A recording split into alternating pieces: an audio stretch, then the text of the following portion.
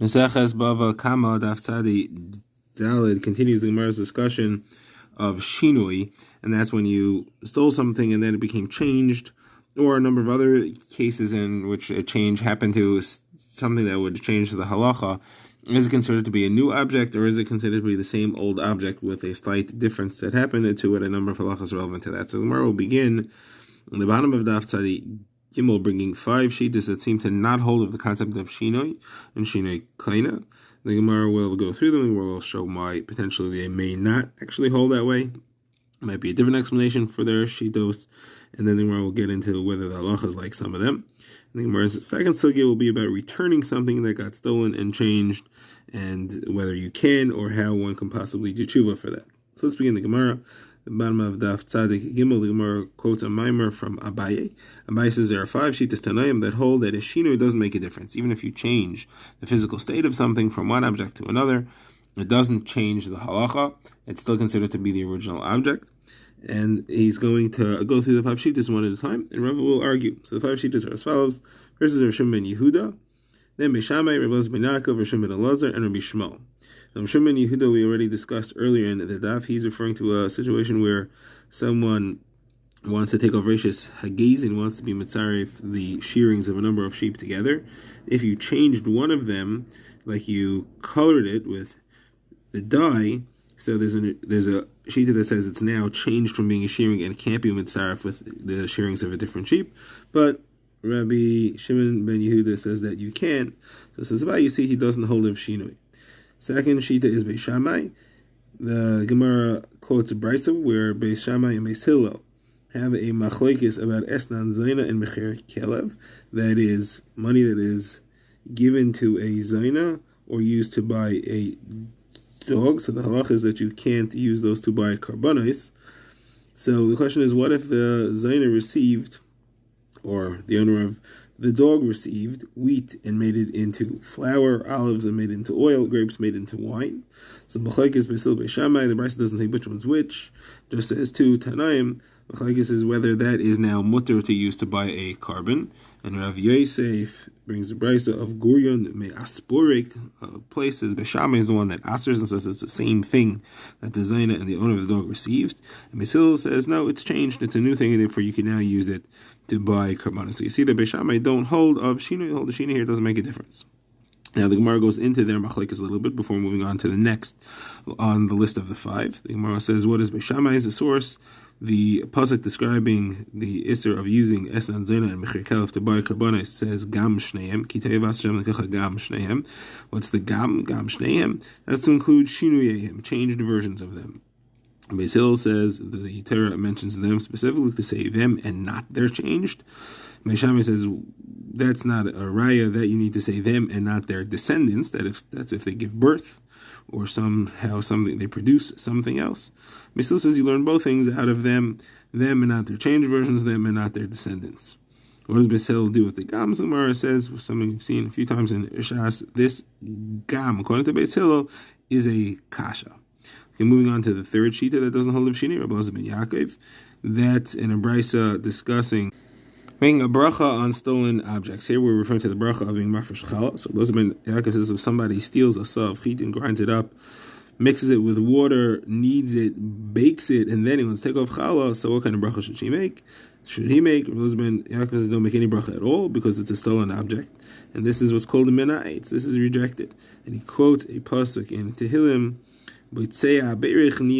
somebody who steals and then wants to make a bracha on it, that it's angering HaKadosh Baruch Hu. So there you see that even though it was a shinoi, it was changed from being wheat to being bread, it's still considered a stolen object and you can't make a bracha on it. Fourth is Rav Shimon ben Elazar. He's from a brisa that says any situation where a thief stole something and it was changed and went up in value, it's up to the thief to decide if he wants to give it back or if he wants to keep it and give money instead. Now, the phrasing here is a little strange. The Gemara notices. It says that the thief's hand is al ha'elyona. If he wants, he could keep the new improved object for himself, or if he wants, he could say, here, take back what belongs to you. And that expression usually is used when you're giving something that is depreciated in value, it got weaker, and he's saying, listen, it's your object, take it back even though it's worth less. The Gemara wants to know if it's improved, what is that expression mean here? So Rav Shesha says what it means is as follows: if it improved, he could keep it for himself. If it weakened, let's say it's an animal, and it weakened, then he could say, this is your animal, even though it weakened, I'm still returning what you got. So meaning he gets to choose either way, whichever way benefits him. If the object changed for the better or for the worse, he could choose the one that fits him. So Mer says, what's the reason for this? And if you want to say that the reason is because Shinoi doesn't count as anything, it's still the original object, and even if it improved, he should have to give it back, because it is the original object. It should be returnable. So Mer answers, no, there's a concept of takanas hashavim. We want to make it easier for people to return things so that we can increase returns, and therefore we say that he can keep the money, he can keep the increase if it went up in value. So generally we say that it's not a change, just like Abayi's point is to say that Shimon ben Elazar holds that it's not changed, but takanas hashavim, he can give back money and keep the increased value for himself. The last shita that holds this way is Rabbi Shmuel. He's talking about being mafresh Peya. So Gemara quotes a machlokes to what stage can you still take off a corner of the field to give it to the aniyim for Peya. So the Tana Kamma says you're supposed to leave it while it's still standing grain in the field. If you didn't, you can be mafresh it from the harvested stalks. If you didn't do that, you can be mafresh it from the tree when they're piled up in a heap of grain. Once you smooth it out, now it already became chayiv and meiser. Once it becomes chayiv and meiser, you can't just be mafresh the peya and let the aniyim take off meiser, because the aniyim are putter from a meiser, from the peya. But once you had the stage of meruach, the smoothing out, this grain is already chayiv and meiser. So therefore, you have to take the meiser yourself, but you can still give it. However, once it became ground and mixed with water and became the dough, the Tana Kamma holds you can't give it as peya anymore. You missed it. On that, Rabbi Shmuel disagrees and says you could even take off from the dough and give it as peya, even though it's changed, and therefore you clearly see that he doesn't hold to the concept of change. So these are the 5 shitas. Now, Rav Papa asks about these 5 shitas, they all seem to go like Beis Shammai. Why would all these Tanaim go out of the way to be mashriach themselves to say like Beis Shammai? No, we know the halacha is always like Beis Hillel. So he answered, no, they're not saying like Beis Shammai, they're saying Beis Shammai, and Beis Hillel will not argue in these cases. They would agree that the Shina here doesn't count for anything. Says Rava, you don't see from here that they don't have a Shini at all.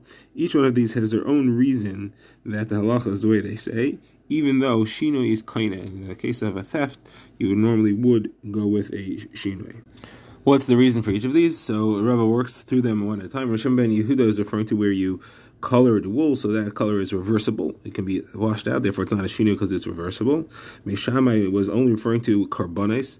That's because it's a special halacha l'gvaya for karbonis for shemayim. It has a special miyas if it was used for estan zayna or mechir kelev. Even though it's changed, it's still miyas as far as karbonis are concerned. But other halachas wouldn't say that. Reb Elazar ben Yaakov is referring to a bracha. You can't make a bracha because it would be a mitzvah baba avera. Again, even if there's a shinu, it's still the mitzvah is baba avera. Shimon ben Elazar is discussing a weakened animal. That's referring to where the weakening can be reversed. That's why the weakening doesn't count as a new animal. You could re-strengthen it. And Rabbi Shmuel is talking about peya. That's because there's a special drasha there. It says tazav. An extra pasuk uses an extra word, a tazav, that says that you can be mafresh and peya even in a late stage of development. Now, maybe I should learn from there to all other things that a shinoi doesn't count, because it says tazav to teach me that a shinoi doesn't count. Says the Gemara, no, you can't. Manasim are different. You can't learn from there. Like Rabbi Yonasan asked. Rabbi Yonasan asked, what's Rabbi Shmuel's reasoning? Is it because he holds Shinoi is not kind of, or because it says an extra tazav? And he said it's because of the extra tazav. Now, the Gemara asks, if you would not hold that Rabbi Shmuel is because of the extra tazav, or according to the Rabbanan, so what is this extra tazav for? What else do we do with this extra tazav? So the Gemara says that's to teach me the halacha that somebody's mafkir his crops or his vineyards, and then he wakes up in the morning and he's cleaning them. Now he wants to say, oh great, I'm putter from leket, shikha, peya, parrot, oilus, and meiser because I was just zeichen these from hefker. He was mafkir them and he was cleaning them himself. The halacha is if you're zeichen anything from hefker, you're putter in all those things. So the halacha is he's still chayiv in all of them except for meiser. And the reason is because there's an extra word to be mechayiv in the case of all of these. La'erket, shikha, peya, parrot, oilus, the extra word there. And in some of them, it's the word tazav. That's the extra word that's there. Meiser, there's no extra word, and that's why Hitaka got away, is not chayiv with the meiser. The Gemara now focuses on the halacha of Shimon ben Elazar, where he said that if somebody steals something, he can return it even if it's weakened. So Gemara wants to know, is that the halacha like him? So it says Rabbi Yehuda named Shmuel, the halacha is like Shimon ben Elazar. You can return the animal even if it's in a weakened state. You give back the weaker animal. The Gemara says, does Shmuel really hold the way? Shmuel seems to say not the way. We had in the first paragraph. Shmuel says if somebody's mazik an animal, he can give the animal in its hezek state back to the nizik, the owner, and just pay the difference in its value. But Shmuel seems to say that that's only for nizikin, not for the ganef, and not for the gazlan. If somebody steals an animal and it gets weakened, he has to give back money, and that's worth the original value. You can't force them to take back the original animal. So you see a steer here, Shmuel's holding that you can't give it back in a weakened state, but here we said that Shmuel's passing like Shimon ben Elazar says you can give it back in a weakened state. So Gemara says, according to Rava, we said Shimon ben Elazar was speaking about where it's a reversible shinoi, so that's not a stira. Shmuel is holding that that's true by a reversible shinoi, you can give it back in a weakened state, but a non-reversible shinoi, like misan galim or something, there you can't give it back in the weakened state. But according to Abaye, who said that even Shimon ben Elazar is talking about a non-reversible shinoi, so what's pshat? How will we answer the Sira in Shmuel? The Gemara says I'll just change it slightly. Rabbi Yehuda Shmuel is quoting that people say the halacha is like Rav Shimon, but he himself doesn't hold that way. Now the Gemara wants to know halacha l'maisa is shinoi kleina, does shinoi make a difference or not? So because of Chibur Rabban and Rabbi Yechanan, he says the raisa, the halacha is that something which is changed can still be returned the way it is. Shinoi is not kleina. Says the Gemara, the source for that in the Torah says asher gazal, anything which you stole, you can return it. Whether it's in the same situation or not, any type of returning is fine. Either whereas our Mishnah said not the way. Our Mishnah said that if you changed it, you return just the money, you don't return the thing itself. So the says our Mishnah is talking about takanas hashavim, to give the person the right to return just money, make it easier for him to return it, so that he should be more incentivized to actually return it. So Rav says Rav Yechon really say the way. Rav Yechon says halachas like a stam Mishnah. Like a Mishnah that says that if somebody did not return it until he colored it, referring to wool, he's potter from returning it, which seems to say not like what you're saying that he could just return it that way. So I quote some the verse says Ahu midi Rabbanon, one of the Rabbanon, and it's Rav Yaakov, that really when Rav Yechanan said that our Mishnah is because of Takanas Hashavim, it's talking about a changeable shinoi. And therefore, in the changeable shinoi, maker adin, it's not a shinoi. And Rav Yechanan is saying Takanas Hashavim, that you're allowed to return it in any situation that you would prefer. The Gemara now begins the next sugya, which is there tshuva for thieves? So the Gemara says the gazlanim, thieves, and malvei ribis, that's people who lend with interest, the money that they have collected as interest is considered to be stolen because they weren't allowed to do that. So if they want to return it, so it says the brisa, we're not makabel from them. We don't accept it. We don't give them the opportunity to do tshuva by returning what they took unlawfully. If somebody who accepts it and lets them, and does not have the spirit of the chachamim within him. It says on this brisa was said in the days of Rebbe. We have a brisa that says how it happened. There was a story with a person who wanted to do tshuva, and his wife said, "Fool, if you do tshuva and return everything that's not yours, you're not going to be left even with a belt." So he withdrew. He held himself back and decided not to do tshuva. And at that time, they said gaslanim, and people send with ribis who want to return. We don't accept what they want to return. And somebody who accepts what they want to return and invites them to do tshuva, the ruach of the chacham, the spirit of the Talmidei Chachamim is not within it. And we're asked the kasha from this from a brisa. Brisa says the people inherited from their father ribis money, that's interest that he collected. Even though these inheritors, the children, know that it's ribis, they're not obligated to return it. The implication is they're not obligated to return it because there's a shinui for it to get to them. They're considered a new rishus, they inherited it. However, the father himself, he would have the opportunity to return it, and he would be even obligated to return it and do tshuva. So the Gemara says, no, the father can't return it either. Why do we say that they can't return it? Because we're talking about them. This mission is about them. We're comparing if they have money from ribis from the father, or if they have objects that were either stolen or taken as ribis from the father. So those actual objects themselves, like a cow or a cloak or any specific object, they are chayav to return it, and that's because it's covered for the father to return it. You shouldn't keep this thing which everyone knows didn't belong to them, didn't belong to him. So because we're discussing their obligation to return things for the father. We also discussed the money, the cash themselves, that they're not chayiv to return for the father. But Enechanami, the father himself wouldn't be chayiv to return it either. Now, the Gemara says, why do they have to look out for the covenant of the father and return it if it's a specific object? The Gemara says they have kibbut av. So Gemara asks, what happened to the pasuk of V'nasi b'amcha le'sa'ar? You only have to return something and show a covet for a person who is following halacha. He's v'amcha. He's oisa ma'isa amcha. He's behaving like he belongs as part of the nation. But if their father is a balavera like this, he's not part of the nation. They shouldn't be chayiv in his covet at all.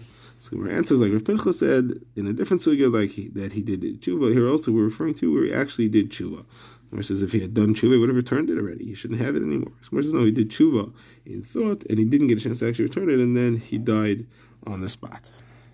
Gemara brings another raya that you can do tshuva and return. So the Gemara quotes raya that says that the Gazlanim and those who collect with ribis, those who collect interest, even though they collected already, you can return it. They should return it. So Gemara says, hold on a second, this doesn't make sense. A thief, what he collected already, what does that mean? If he collected it, he's a thief. If he didn't collect it, he's not a thief. So Gemara says, no, we're saying that a thief, referring to one who collects interest, that's what we mean by a thief. Even though they collected the interest already, they should still return it. So you're telling me that they can't return it, but here it says that they should return it. So Gemara says, yeah, they should return it, but we should not accept it for them. So Gemara says, if they're not going to accept it for them, what's the point in telling them to return it? So Gemara says, midei shemayim.